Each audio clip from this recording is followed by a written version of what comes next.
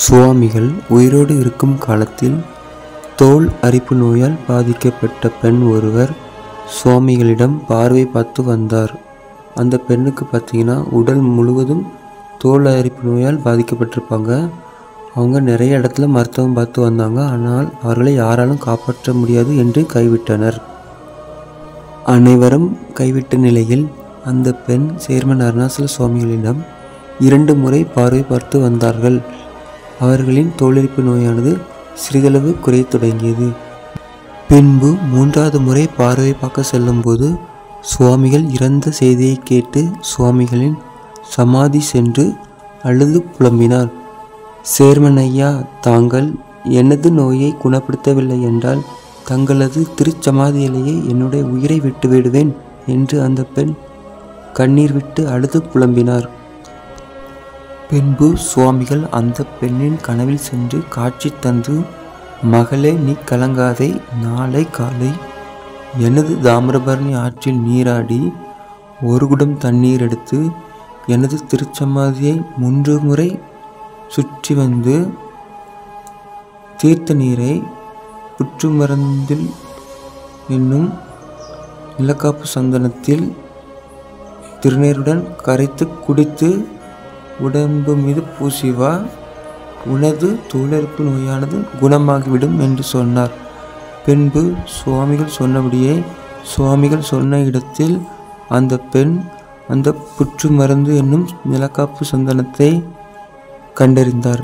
பின்பு சுவாமிகள் சொன்னபடியே கரைத்து குடித்து உடம்பு மீது பூசி வர அந்த தோலரிப்பு நோயானது முற்றிலும் குணமடைந்தது. அந்த பெண்ணும் மட்டுமில்லை, சுற்றியிருந்த ஊரே ஆச்சரியப்பட்டது.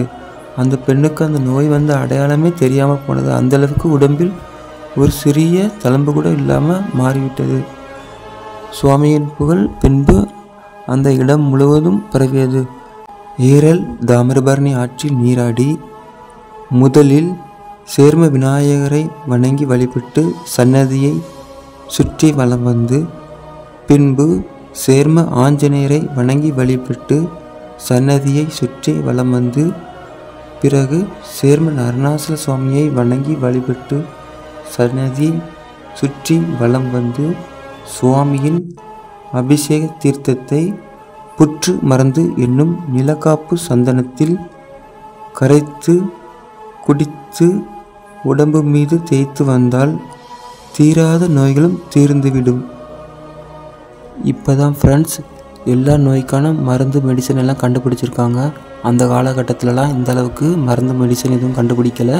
அதே மாதிரி ஹாஸ்பிட்டலும் அந்தளவுக்கு கிடையாது. அப்போது உள்ள காலகட்டத்தில் அந்த பக்தர்கள்லாம் சேர்மன் அருணாசல சுவாமியை வணங்கி வழிபட்டு வந்தனர். தீராத நோய் என்று வருபவர்கள், மன நோயால் பாதிக்கப்பட்டவர்கள், குடும்ப பிரச்சனைகள், இப்படி பல கஷ்டங்களையும் சேர்மன் அருணாசல சுவாமிகள் தீர்த்து வைத்தாங்க. சுவாமியின் அபிஷேக நீரை சந்தனத்தில் கரைத்து குடித்து வந்தால் தீராத நோய்களும் தீர்ந்துவிடும். சுவாமிகளின் அருளால் இன்று பல குடும்பங்கள் வாழ்ந்து வருகின்றனர். நிறைய பேர் வெளியூர்களில், வெளிநாடுகளில் தங்களது குடும்பத்துடன் வாழ்ந்து வருகின்றனர். சேர்மன் அருணாசல சுவாமியை மாதம் மாதம் வந்து வணங்கி செல்கின்றனர். மாதம் மாதம் வர முடியாதவர்கள் ஆண்டுக்கு ஒரு முறையாவது சேர்மன் அருணாசல சுவாமியை வணங்கி வழிபட்டு சென்று வருகின்றனர்.